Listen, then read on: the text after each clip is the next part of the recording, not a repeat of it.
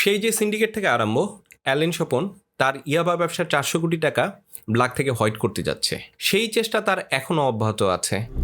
Black মানে white মানে আবার কি মানে সিন্ডিকেটে নাসিরুদ্দিন খানের ছোট একটা রোল অ্যালেন স্বপন। সেখান থেকে তার স্পিন অফ মাইসেলফ অ্যালেন স্বপনের প্রথম সিজন। আমি অ্যালেন স্বপন। এবার চরকিতে মুক্তি পেয়েছে তার সেকেন্ড সিজন। এখানেও যথারীতি লিড রোলে আছে নাসিরুদ্দিন খান, তার সাথে মিথিলা, আর নতুন করে যুক্ত হয়েছে জেফার রহমান সহ আরও অনেকে। তো এই ভিডিওতে আমরা কী নিয়ে কথা বলবো? অবশ্যই গল্পটা কেমন লাগলো সেটা নিয়ে কথা হবে। নাসিরুদ্দিন খানে এবার কেমন করলো, মিথিলা জেফার রহমানের পারফরমেন্স কেমন ছিল, পাশাপাশি ডিরেকশন, মিউজিক সব কিছু নিয়ে আমরা এখানে কথা বলবো। সত্যি কথা বলতে সিজন 1 দেখার পর আমার এক্সপেকটেশন অনেক হাই ছিল। সিজন 2 কি আমার সেই আশা পূরণ করতে পারলো? চলেন সেটাই জেনে নেওয়া যাক এই ভিডিওতে। ওয়েলকাম। যারা সিজন 1 দেখেছেন তারা জানেন ড্রাগ ব্যবসা ছেড়ে দিয়ে স্বপন কীভাবে নতুন একটা আইডেন্টিটি নিয়ে বাঁচার চেষ্টা করছিল। সে তখন ছিল অনেক ভালনারেবল, তার মধ্যে অনেক দ্বিধা কাজ করছিল। কিন্তু সিজন 2তে এসে আমরা দেখি অন্য এক স্বপনকে। এখানে সে অনেক বেশি কনফিডেন্ট, সে তার ক্ষমতা বাড়ানোর চেষ্টা করছে।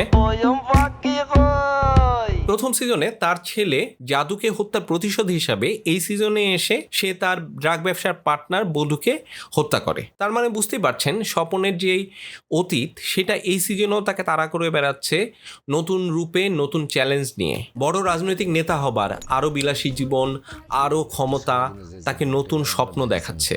ওই জীবন আমার চাই। একদিকে শায়লা এবং দিশার সাথে তার সম্পর্ক, অন্যদিকে নিজের ক্ষমতাকে টিকিয়ে রাখার জন্য চেষ্টা আর প্রতিশোধ তার জীবনকে আরও জটিল করে তুলেছে। এই সিজনেও শায়লা মানে মিথিলা ক্যারেক্টারটা অনেক গুরুত্বপূর্ণ ছিল। তার সাথে স্বপনের সম্পর্কের যে টানাপোড়েন সেটা আগের সিজনের মতো অতটা যত্ন নিয়ে দেখানোর সুযোগ হয় নাই। আর নতুন চরিত্র হিসেবে এন্ট্রি নেয় দিশা, যে চরিত্রটাতে জেফার রহমান অভিনয় করেছেন। মানি ইজ জাস্ট মানি। আপনাকে আমার মারাত্মক পছন্দ হয়েছে। সিজন 1-এর যারা ফ্যান ছিলেন তারা হয়তো মনে করতে পারবেন সেই সিজনটা অনেকটা স্লো বার্ন ছিল, ধীরে ধীরে গল্পটা জমে ওঠে। এই সিজনে এসে গল্পটা অনেক ফাস্ট হয়ে যায়। এমনিতে গল্পটা এঙ্গেজিং লেগেছে, থ্রিলার সাসপেন্সগুলো ধরে রাখারও চেষ্টা আছে। তবে এই যে গল্পের ফাস্ট পেসিং, এটার কারণে মনে হয়েছে কিছু জিনিসের ডেভেলপমেন্ট হয়তো ভালো মতো দেখানো যায় নাই। যেমন অ্যালেন স্বপন এই সিজনে অনেক কিছু করে ফেলে, আর সেটা করার পেছনে যে বিল্ড আপটা বা তার যে প্রভাবটা সেইটা এইখানে তেমন নাই।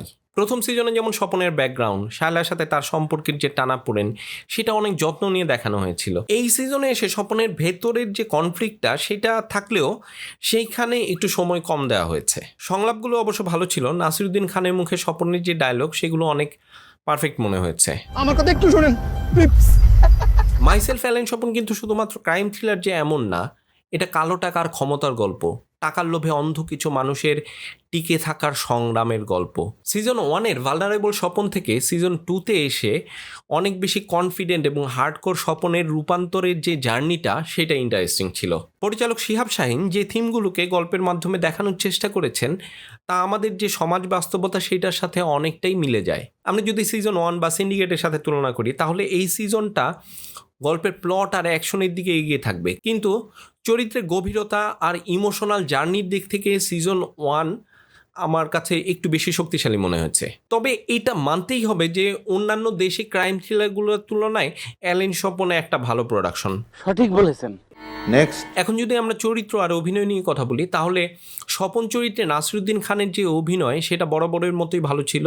এক্সপ্রেশন আর ডায়লগ ডেলিভারিতে তিনি চরিত্রটাকে অন্য লেভেলে নিয়ে গেছেন। আই জানি তুই আর সিনি ভ্যালিউস। এই সিজনে যে নতুন একটা ক্যারেক্টার যুক্ত হয়েছে যার নাম দিশা, যেখানে জেফার রহমান অভিনয় করেছেন, তার ক্যারেক্টারটা একটা গুরুত্বপূর্ণ ভূমিকা পালন করেছে। সেই ক্যারেক্টারটাকে বিল্ড আপের জন্য একটা সময় দেওয়া হয়েছে, তার ক্যারেক্টারটার একটা ব্যাকগ্রাউন্ড আমরা হিস্ট্রি পাই। কিন্তু সত্যি কথা বলতে কি, জেফারের যে অভিনয় সেটা আমার কাছে ভাল লাগে নাই। তার কাছে যতটা আশা ছিল ততটা পাওয়া যায়নি। মনে হয়েছে ক্যারেক্টারটার সাথে তিনি ঠিকমতো মানিয়ে নিতে পারছেন না। এছাড়া পার্শ্ব চরিত্রে যারা অভিনয় করেছেন তারা ঠিকঠাক ছিলেন। টেকনিক্যাল দিকগুলো নিয়ে যদি বলতে হয় তাহলে প্রথমেই বলতে হবে শিহাব শাহীনের কথা। শিহাব শাহীনের ডিরেকশন ভালো, তিনি গুছিয়ে গল্প বলার চেষ্টা করেছেন, কিন্তু কিছু জায়গায় আমার মনে হয়েছে যে ফাস্ট পেসের কারণে কিছু ডিটেলস উনি মিস করে গেছেন। ক্যামেরা কাজ আমার কাছে অনেক ভালো লেগেছে। চট্টগ্রামের যে লোকেশনগুলো আছে সেটা খুব সুন্দরভাবে ভিজুয়াল করা গেছে।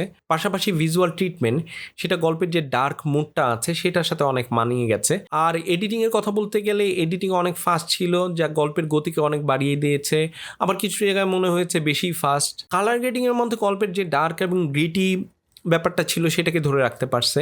আর প্রোডাকশন ডিজাইন, কস্টিউম, সেট সবগুলোই অনেক বেশি রিয়ালিস্টিক ছিল। আর ব্যাকগ্রাউন্ড মিউজিক ও গল্পের যে টেনশন এবং সাসপেন্স ছিল সেটা বজায় রাখতে সাহায্য করছে। তোরে মাসে রাখা আছে। সব কিছু মিলে ব্যক্তিগতভাবে সিরিজটা আমি এনজয় করেছি। অ্যালেন স্বপনের যেই অ্যাকশন এবং তার যে কনফিডেন্ট হয়ে ওঠা সেইটা আমার কাছে ভালো লেগেছে। পাশাপাশি নাসিরুদ্দিন খানের যে পারফরমেন্স সেটা আমার কাছে এই সিরিজের মূল আকর্ষণ মনে হয়েছে।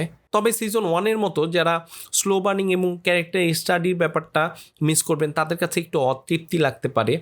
ওভারঅল সব কিছু মিলিয়ে দেখার অভিজ্ঞতা খারাপ না। এখন যদি আমি এই সিজনের ভালো এবং খারাপ দিকগুলোকে আলাদা আলাদা করে বলি তাহলে প্রথমেই বলতে হবে অ্যালেন স্বপন চরিত্রে নাসিরুদ্দিন খানের যে পাওয়ারফুল অভিনয় সেটার কথা।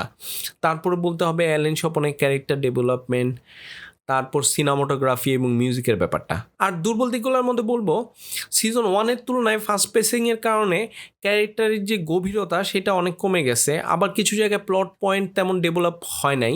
স্বপনের ইন্টারনাল কনফ্লিক্টের যে ব্যাপারটা ছিল সেখানে ফোকাসটা কম দেওয়া হয়েছে। পাশাপাশি জেফারের যে পারফরমেন্স সেটাও আসলে আমাদের প্রত্যাশা পূরণ করতে পারে নাই।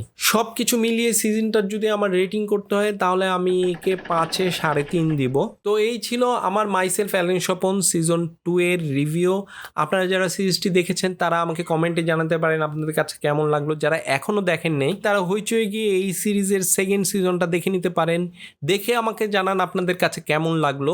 আমার এই ভিডিওটা যদি ভালো লেগে থাকে তাহলে লাইক শেয়ার করুন। নতুন ভিডিও দেখতে চ্যানেলটাকে সাবস্ক্রাইব করে রাখতে পারেন।